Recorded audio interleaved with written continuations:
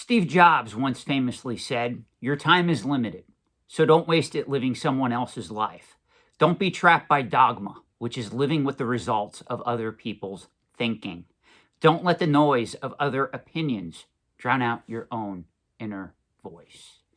And today we answer the question, when is the time to sell? I get asked this 10 times a day. I get asked this twice on Sundays. People want to know, Sean, I've been hoarding this collection of Pokemon cards, of Tiffany art glass, of currency, coins, comic books, vintage toys. When is the right time to sell? Now, before, if you would have emailed me this question, I would tell you this is a very complex question to ask, and the answer is even more complex because it's individualized. Everybody is at a different point in their life. Everybody has a different attachment to certain things, to certain experiences.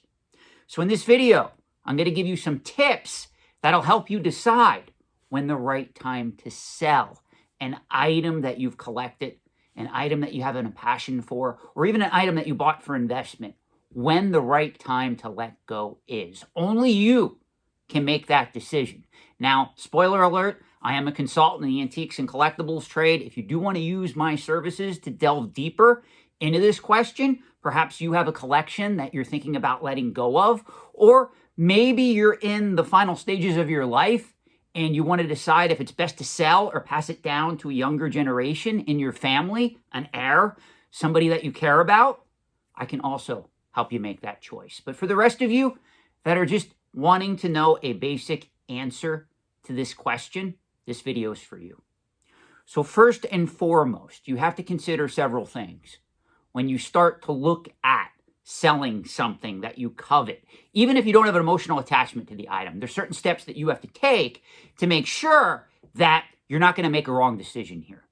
So first and foremost, when we look at selling a collectible, would you be willing to buy the item again at the current market price as an investment or for any other reason? So this is happening a lot with certain collectibles that have appreciated in value over the last couple of years. And I'm seeing this a lot amongst Pokemon collectors.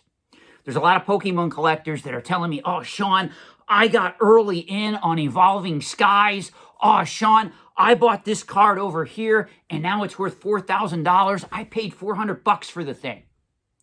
Well, if you're looking at the market and you're going, I paid $400 for this item. It's now worth $4,000. Do I really think realistically this item's going to go up that much over the next coming years? And can I realistically let it go? If the answer is yes, then potentially you should consider taking a profit. Now, there's more to this equation than just, would you be willing to buy the item again at the current market price as an investment? This is just one of the questions you have to prepare yourself to have an answer to if you're looking at an item that appreciated substantially in value and you're asking the question, should you sell? Always remember the golden rule, and I keep repeating this on this channel. When we talk about collectibles, there are no underlying cash flows here. So for instance, if you go invest in the S&P 500 index fund, every quarter, as long as you hold that fund, you're going to get paid a dividend. With collectibles, there are no underlying cash flows. There's nothing coming out of these investments from a financial perspective until we go to sell the investment in question.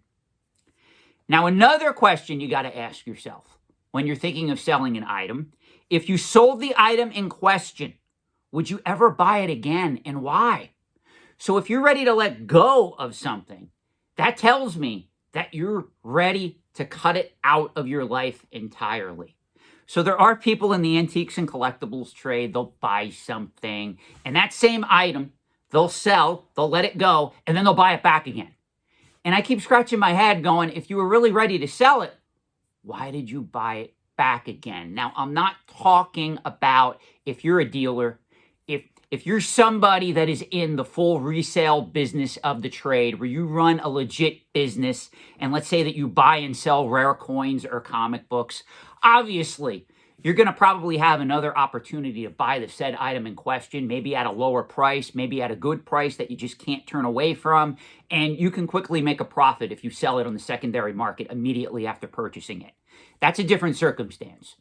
What I'm talking about here is there are collectors who get it in their head, they buy an item, maybe they sell it at the price they paid for it, maybe they sell it at a few dollars profit, but then time goes on and they miss it, and then they decide to go back into the market and buy it again, usually at a higher price. If that's your mentality, you're playing this game all wrong because you shouldn't have sold it in the first place.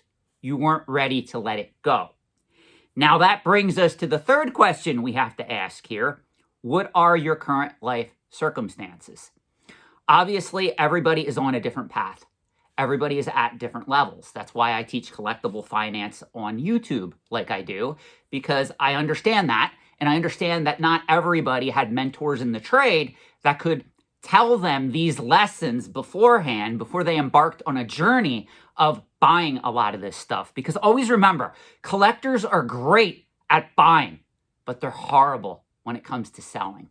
They make a lot of bad decisions. That's another reason why we're having this conversation right now. So for instance, if you're getting married, if you're having kids, if you're looking to buy a house, if you're looking to upgrade your house, if you just lost your job, if unfortunately you've been stricken with an illness, there are certain things that happen beyond our control that cause us to ask the question, should I sell this collection? Should I sell this item? Should I let this go? And unfortunately, sometimes we don't have a choice in those matters. And I recognize that. So I want to be very fair here. If your life circumstances are at a point where you're just barely getting by, or you're in a desperate set of circumstances, it obviously is a logical choice to let the item go or sell the collection at all costs, just to make sure that you can pretty much support yourself, maintain your existence. Now, another question we have to ask is also, when it comes to selling an item or a collection, is how old are you? Obviously, if you're in your late 60s, if you're in your 70s, heaven forbid if you're in your 80s, that's a different set of life circumstances than somebody who is in their 20s, 30s, 40s, possibly even their 50s. So this is something that you have to take into account. See, whenever I buy something for investment, even if it's of a collectible nature, I look at my exit plan first. And this is something I always try to drill in the heads of speculators, collectors, investors, even dealers in this business. You have to have an exit plan for each and every piece you buy. If you don't, you end up like a Beanie Baby collector from the 1990s, sitting on a mound of pretty much useless, stuffed, deformed toys that they can't sell because they didn't understand the market properly. And this happens a lot, even with organic collectibles. If we look at the market right now for Lionel toy trains, if we look at the market right now for vintage Pez dispensers, these markets are proverbially in the toilet because younger generations are not collecting those items in mass, meaning there's more collectors getting out of those collecting hobbies than younger collectors are getting into them. And as a result, you have a surplus. What happens when we have a surplus? This is basic economics. If there's no demand, prices fall. And that's what's happening in those markets at present time.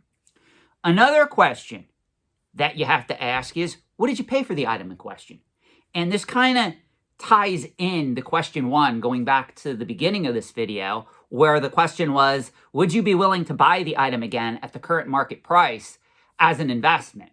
Well, if you paid $400 for an item and it's now selling for $4,000, it may be best to let it go. You really have to observe the market. You have to get a market pulse. This is why there's certain markets right now that are in a speculative frenzy. Notice I didn't use the term speculative bubble. But a lot of these markets that are in a speculative frenzy, a lot of the participants in these markets, they think it's always going to be that way. For instance, I see a lot of YouTube commentary where, well, Pokemon's always going to be this popular. There's always going to be people fighting for the product at Costco or Walmart or Target or online, wherever it is. I'm sorry, that's not the norm. That's not likely to continue 10 to 20 years into the future.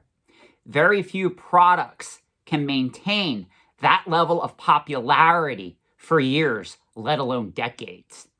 So I'm not here to sour on Pokemon. I'm just telling you that modern era Pokemon will eventually hit a bear market. It's pretty much guaranteed. So if you have something that you paid $400 for, and you can get maybe just $1,200 for the item, you tripled your money, you have to look in the mirror and seriously assess, is it time to let this go?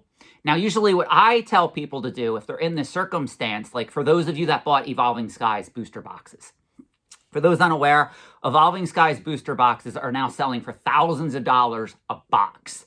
It's one of the biggest, most profitable Pokemon products to come out of the last couple of years. So if you're somebody that bought a ton of this product and you don't have a house, you don't have any assets with true underlying cash flows, it may be best to look at your stockpile and go, okay, I need to let some of this go. I'm not telling you to sell the entire collection, but it might be best to at least get yourself financially established, get yourself out of debt, get yourself in a house, depending on how much of this stuff you have, rather than keeping it all in Pokemon products, thinking that, well, it's going to keep going higher and higher. Yes, potentially some of it can. Do I see Evolving Skies going even higher than the price level it's currently at? It possibly could. But at the same token, depending on what your buy-in was, you're also potentially taking a risk by giving up those gains by attempting to hold it long-term when you can use that money for something else. We call that in economics opportunity cost. Now, another question you have to ask, and this is the final point in this video, is the market for the item currently in a speculative bubble or a speculative frenzy? Let me use this as a basic definition of each. Pokemon cards are currently in a speculative frenzy. Pokemon is an organic collectible product that potentially can go higher. It can also go lower. Now, Pokemon will eventually hit a bear market. Make no mistake. This is not going to be the norm going forward when we look out in the horizon 10, 20 years from now. You need to understand that. But a speculative bubble, on the other hand, is something what happened with Beanie Babies back in the 1990s. It also happened with graded video games not too recently due to the advent of a certain third-party grading company coming on the scene, and there were a lot of allegations that the market was manipulated. You guys know my take on this if you watched any of my earlier videos on this subject. So when we start talking about speculative bubbles are more dangerous, in my opinion, than that of speculative frenzies. Don't get me wrong, speculative frenzies can also be quite dangerous. If right now you're somebody that is actively putting all your money in Pokemon products because you think the price is just going to keep going higher and higher, you are taking an insane level of risk, in my opinion. That said, both graded video games and Pokemon products have organic collectability. These are not comparable to Beanie Babies. However, you have to look at where these markets are at and your buy-in ratio. If you paid $100 for something and you can sell it in a speculative bubble or a speculative frenzy and pretty much 5 or 10 times your money, why wouldn't you take the profit? Again, you don't have to sell it all. This is where the internet gets completely wrong about reserved investments. I have never once told a collector, a speculator, an investor, anybody to sell their entire collection. What I have said is you have to take a realistic view of the market. You have to analyze it properly, and you have to decide what's right for you. All these questions that I just posed to you should be questions you should ask yourself if you feel the time is right to sell either your entire collection, an item in your collection, or even specific pieces in your collection. It is all up to you. All I can do is guide you, give you the tools, and give you the knowledge to be successful. In another upcoming video, we're going to talk about people who have regret or have made mistakes when selling, where they look back and they go, hey, you know, Sean, I paid $300 for that item. I sold it for $1,200, and now it's at $2,800. That is also part of this. The FOMO, the fear of missing out. In my opinion, in all honesty, all experts in the antiques and collectibles trade will tell you this. If you can eke out a substantial profit, you are better off taking it rather than hoping and praying that the market goes even higher. That is a rule of thumb that any antique and collectible expert worth his salt will tell you about investing in these markets. I hope you got something out of this video. Please let me know your thoughts in the comment section below. And just maybe, if you're subscribed to this channel and you like my content, I may see you in another upcoming video.